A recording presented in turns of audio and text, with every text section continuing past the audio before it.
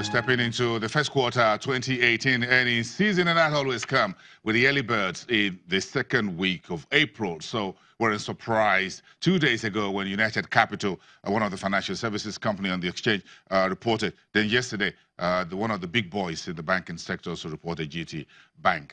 Let's get a bit of a sense. Let's put this in our teacup and try to read the tea leaves with Olalekan Olabode, who is the head of research at Vertiva Capital Management, is joining us via Skype this morning. Olalekan, thank you very much. It's good to have you with us on the program. Earnings is always a good time for investors and everyone to roll their eyes and say, is this good, better, or best? Or is it the good, the bad, and the ugly? Where are we? Good morning. Thank you for having me. I'm always glad to be on channels. Of course, results have started coming in. The early filers have started releasing Q1 numbers. Just as you said, GTBank released a result yesterday.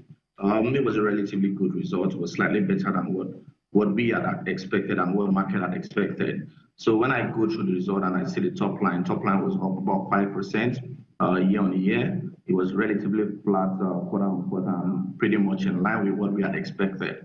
But contributing to the top line was a mixed performance from interest income and non-interest income. Interest income was down marginally by 4%. Again, this was quite surprising because, yes, we had expected that lower interest rate environment would pressure that line item, but we also expected that we're going to see mild growth in loan book. But surprisingly, loan book was down in the quarter about 7%. So that actually impacted that line item. But non-interest income remains strong. It was up about 41% year on year, came in 10% better than we had expected. Another important line item that stood out was loan loss provision. We all know that the risk environment, particularly for the banking sector, has been huge in recent times. And as a result of that, a lot of them have reported huge provisions in the last few years. Loan loss provision came in significantly weaker than we had expected. So it was good for the bank. Came in about 1.6 billion, lower than the 3.4 billion they recorded last year, and also lower than our 4.5 billion expectation. So that's actually. Look, I'm going to cut in there very quickly before we move out of this loan book, loan growth, loan provisioning area into other parts of these numbers. And this is speaking to the broader economy. And some of the analysis we got was that when the management of GTBank had a conference call on their Q4, they were optimistic that the economy would improve, that the macroeconomic fundamentals will improve, and the bank will be able to have more loans given to customers in the first quarter of 2018. That did not happen. Because why? I think one thing I'm always careful about when I analyze a result of companies is to realize that balance sheet figures are as at a particular point in time.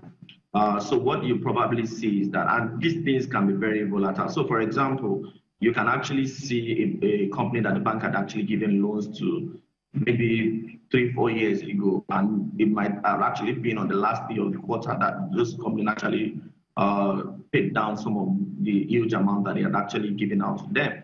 So this can actually affect sports figures, which is what we see on the balance sheet. So what we actually did internally is that I actually had an expectation of about 8% loan growth for 2018. I've had to cut my loan growth expectation down to about 5%.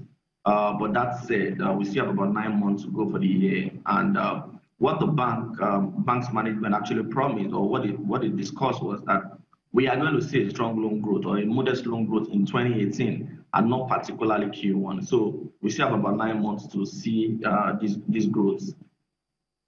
Okay, I'll take that.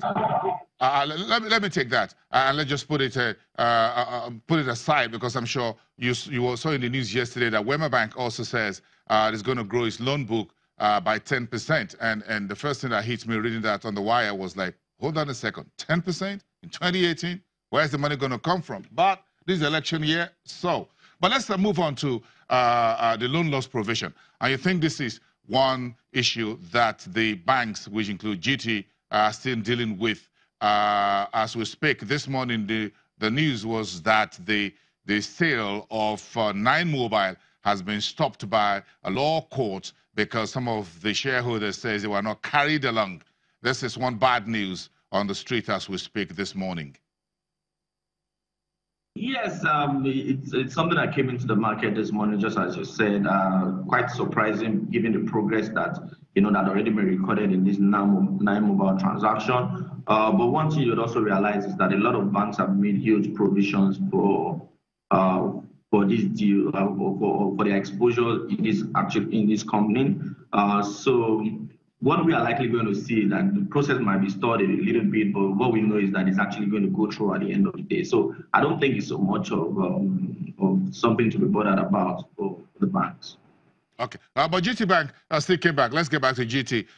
Some analysts are saying there will be a slight upward revisions to consensus on profit before tax likely. GTBank at February inquest is rated neutral, and they said our estimates are under review. We spoke late yesterday night, and you're still at the office poring over the GTBank's latest numbers. What's your take at Vertiva Capital on your rating and your forecast, your estimate for this Tier 1 lender?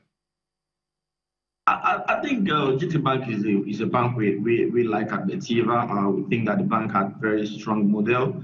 We think that the cost efficiency of the bank would always stand out. One thing you actually realize about GTBank, I think sometime last month I was actually speaking with the MD of GTBank, and one of the things he mentioned was that a lot of people say that GT like to cut costs in terms of being efficient, but he would actually put it at that they do not necessarily have to cut costs. What they just do is that they cut wastages. So what you see is that the bank is very efficient, and in terms of everything they do, you look at the cost to income ratio, the lowest in the market, and the banks still believe that they have a long way to go in terms of achieving this. It's a bank we like so much. We have actually reviewed our forecast for the bank going forward. I think one thing that is important to mention before we totally leave GTBank is the fact that we have seen the impact